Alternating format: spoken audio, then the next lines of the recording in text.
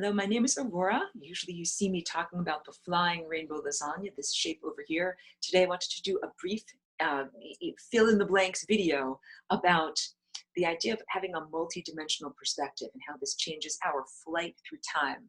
So I'm always talking about the time field, the time vortex. I have to duck off camera to get my sculpture.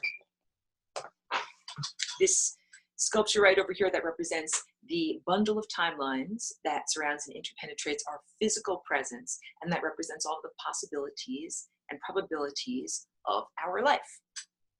And the idea is humanity is undergoing a transformation in terms of our perception and our ability to move through time. And I say that the analogy is very much like moving from being a caterpillar or a two-dimensional insect that can only crawl across the surface of a leaf into being a butterfly, which is more of a three-dimensional winged adult form of the insect that doesn't have to crawl across the entire length of the leaf in order to get to its destination, but can flit around and fly wherever it wants to. So humanity is very much like the little caterpillar stuck to the surface of time, that this represents a flat time plane. Like you get up in the morning over here and you have your breakfast, then you have to go into the middle of the day and have your lunch, then move to the end of the day right to dinner. And that to most people it is inconceivable to simply jump out of bed in the morning and fly directly to dinner, or fly directly to dinner in 2,000 years or 5,000 years or 10,000 years, or fly to another time that might have been in the far distant past. So this is the whole idea of having a multi-dimensional perspective. Sorry, I keep ducking to get my little sculptures.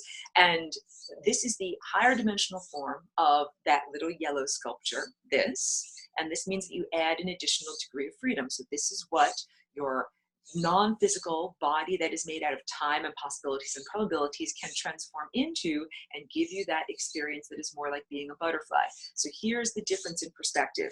If you are simply stuck on the surface, it's like imagine a person that's walking along on the surface of Earth and you can only see a few feet in front of you. You can't see very far. So it's very difficult to say, what's the terrain like? What's the landscape like? You have no idea what it's like many miles away. But let's say you're able to get some elevation off of the surface of the planet. Like you climb up a mountain, you climb a big giant ladder, and now you're up here, up above the surface, and you can see many miles in the distance. And you can see what's going to happen in the future, and you can see even the path that has led you there, everything that's happened in the past. So this is the higher dimensional viewpoint. And so the idea is that if you achieve that higher dimensional viewpoint, which literally happens when you activate your higher faculties. Your higher faculties are your heart is like the fuel that makes it go.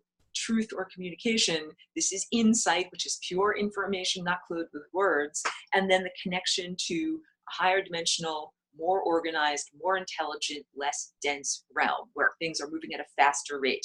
All of those things, when they combine together, make your higher faculties, or a different organ set of perceptions, like organized area of energy in your body that allows you to perceive higher dimensions or see through time. And this is the whole point, that that's something we're all supposed to be able to do. That is not something that's merely for very special people, or like you're going to pay someone for a session, they're going to look into your future or look into your past. It is not supposed to be something that is merely for other practitioners to do to you. That's something that each one of us is supposed to be able to do in our own lives. I know I'm talking kind of fast. I'm trying to keep it a short video, and I want to get a lot of stuff in here. So here's an example of using higher dimensional faculties to see through time. If you're apartment hunting, you're looking for a new apartment, a new wonderful place to live, and you look at all of these different possibilities, drive around to different physical structures, and you say, oh, I like that one apartment over there has a nicer bathtub, that apartment over there has a nicer garden, and you're making your decisions based on practicalities like what you can perceive with your five senses, how big the windows are, or how much the rent is, or some other physical aspects. However, that's not the multi-dimensional, higher dimensional viewpoint of being off the surface of time. That's what it's like when you're a pedestrian stuck on the surface. If you climb up that ladder and you look into the future,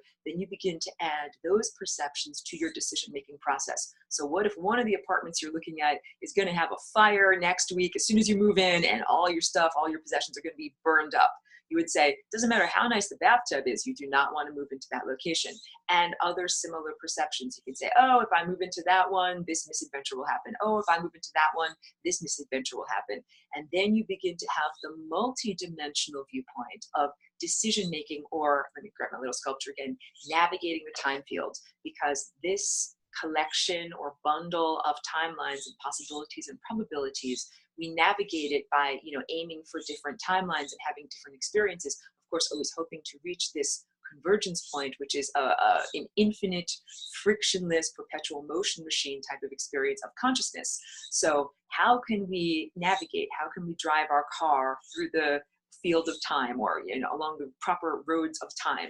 And the idea is by activating our higher faculties. So this is beginning to understand tangential possibilities and tangential timelines. If I use my hand as another example, you have this central core timeline that goes all the way up to that convergence point, and then you have these other smaller, shorter timelines that represent something that terminates in the membrane of death, and that you want to always be aiming for the central timelines and not for the side timelines. How can we tell? How can we tell which direction we're going? And the answer is by activating these higher dimensional organs of perception.